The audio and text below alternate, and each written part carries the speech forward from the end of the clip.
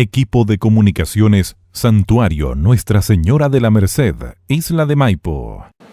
Nuestra Iglesia diocesana continúa prolongando la alegría pascual para celebrar al Señor resucitado y agradecer el don del sacerdocio ministerial que esta mañana conferiré a nuestro diácono Guillermo Allende Benítez.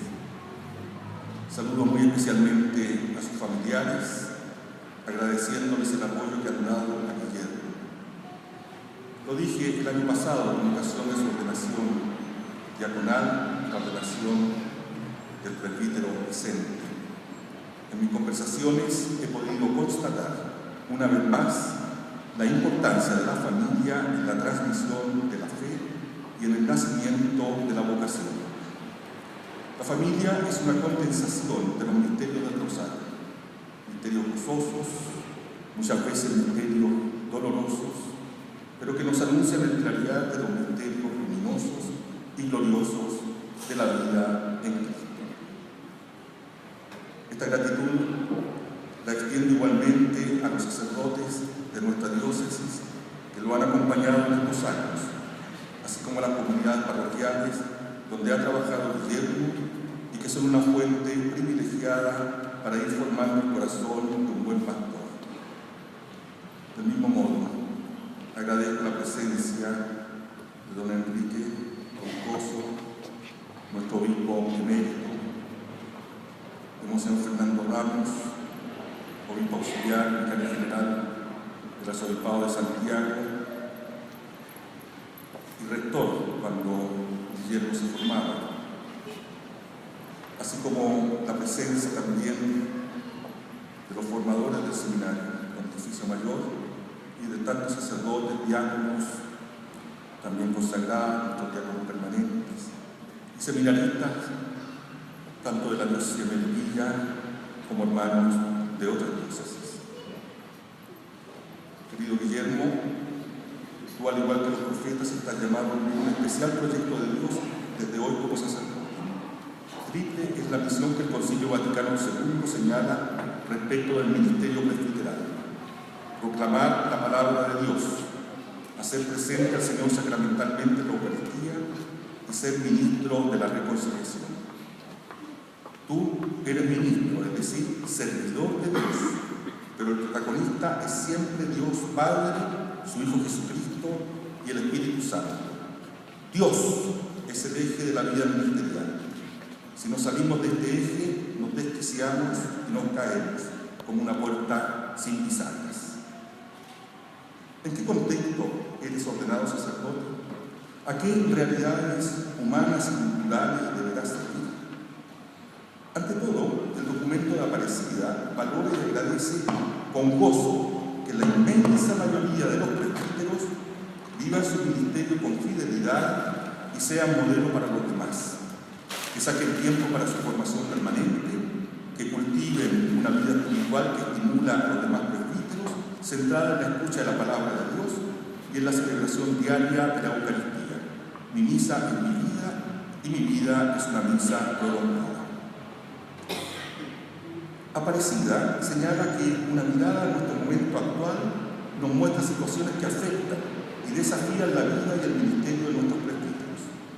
Entre otras, la identidad teológica del ministerio presbiteral, su inserción en la cultura actual y situaciones que inciden en su existencia.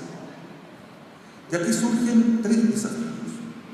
El primer desafío es la relación con la identidad teológica del ministerio presbiteral.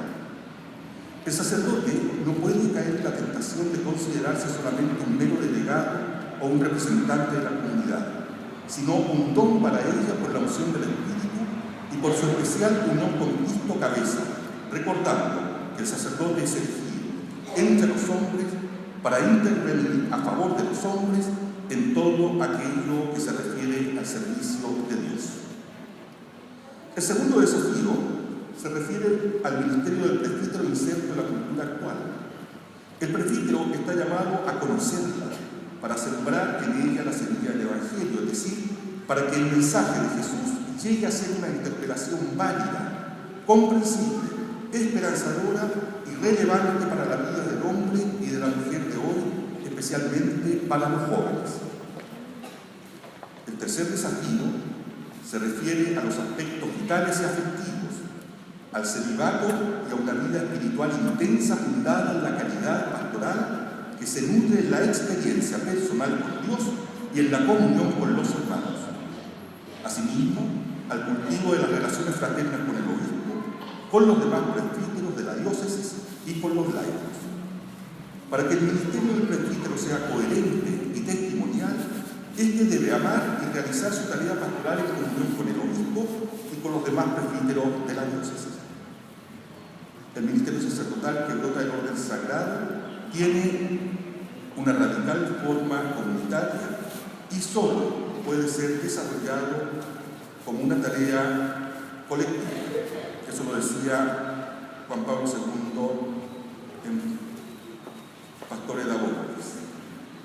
El sacerdote, por otra parte, debe ser hombre de oración, maduro en su elección de vida por Dios, hacer uso de los medios de perseverancia como el sacramento de la confesión, la devoción a la Santísima Virgen, la mortificación y la entrega apasionada a su misión pastoral. Y se pide valorar como un don de Dios el celibato por el reino de los cielos. Querido Guillermo, tú has querido sintetizar estos desafíos que nos plantea Aparecida con la primera lectura que hemos proclamado esta mañana.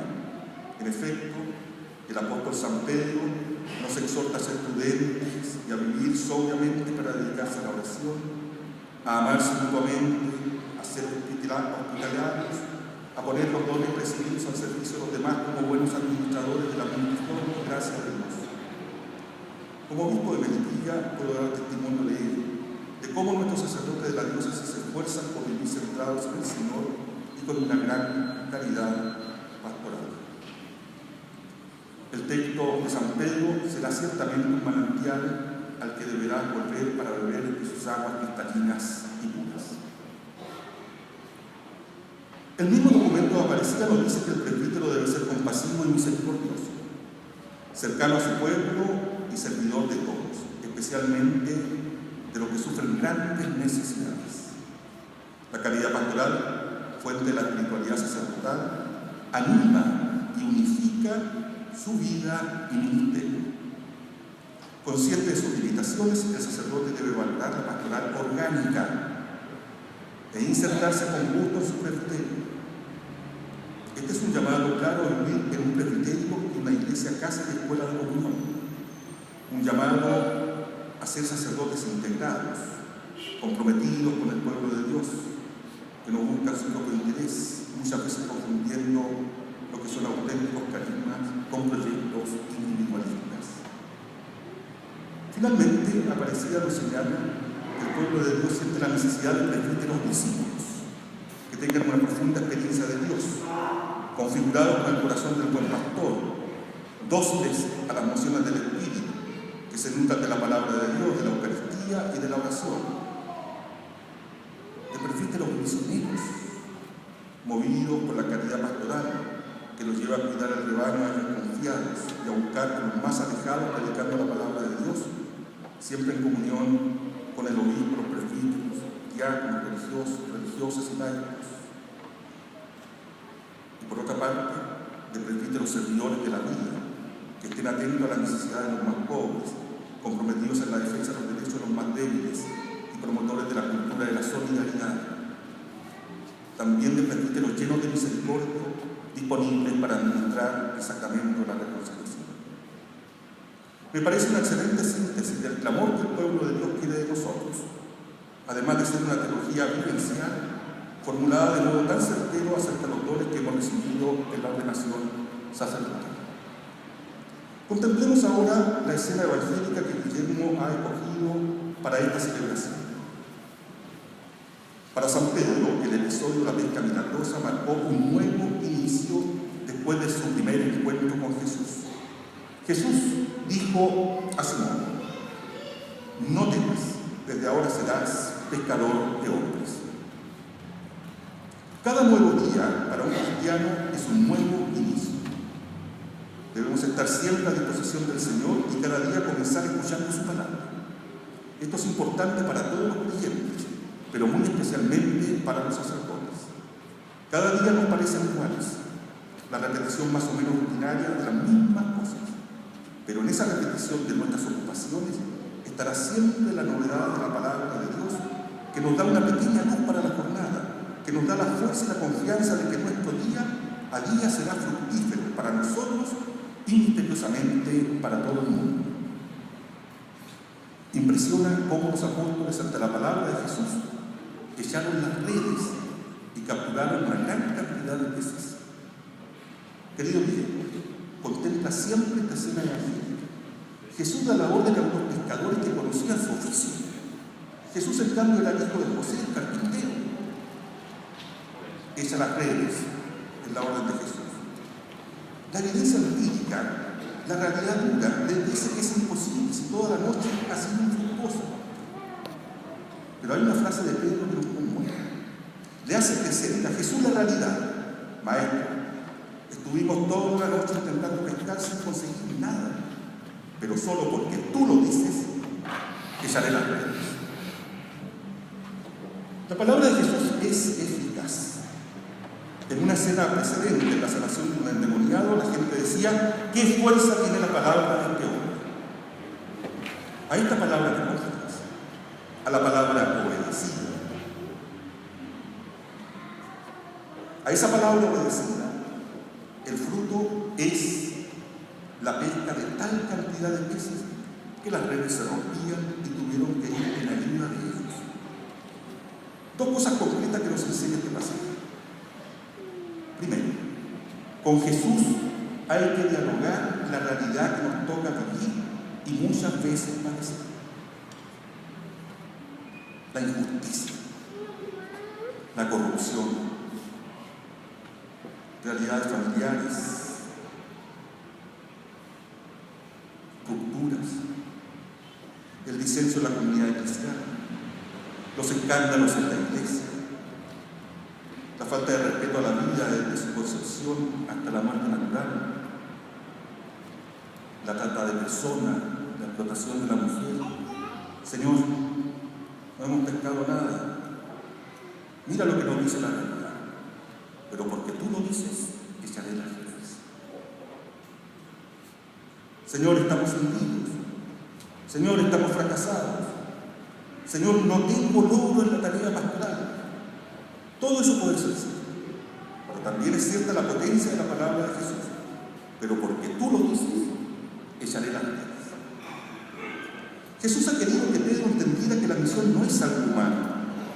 Si la pesca milagrosa ha llevado a Pedro más allá de lo cotidiano del trabajo, él se dio cuenta que Jesús supera el nivel humano y por eso experimentó el temor. Pero un temor que purifica, un temor que libera a las limitadas miradas solamente humanas. Señor, apártate de mí, que soy un pecador. Y Jesús amplía, más allá de las capacidades humanas, el futuro de Pedro. No temas, no temas. De ahora en adelante serás pescador de hombres. Y la segunda conclusión. Esta pesca que Jesús le anuncia a Pedro será ciertamente más milagrosa. Nosotros aquí reunidos, tú mismo, Miguel, somos fruto de esa pesca que le aseguró Jesús a Pedro. Y lo importante es que Pedro no podrá en ningún modo atribuirse el mérito. Pedro será un instrumento de la generosidad de Dios. Por eso deberá hacerse de un corazón de pobre, que sabe que no tiene nada y que todo lo ha recibido de Dios. Por eso debemos pedir al Señor Jesús que nos libere de nuestras pequeñas ideas, proyectos humanos, que crean divisiones, que nos hacen competir con nosotros. Solo de este modo podremos recibir los frutos que vienen del Señor. Con estas certezas continuemos la celebración eucarística y con el rito de la ordenación. Encomendemos a Guillermo la protección maternal de la Virgen Santa, Nuestra Señora de la Merced, de la parroquia de Isla de Maipo, donde irá a vivir las primicias del orden sacerdotal que recibe esta mañana. Lo encomendamos también a Santa Rosa de Lima, patrona de la parroquia de Chocalán, de donde proviene, y a San Francisco de Asís, patriarca de los pobres, patrono de la parroquia del Monte, en donde ejerció su diaconado. Y reza por nosotros, queridos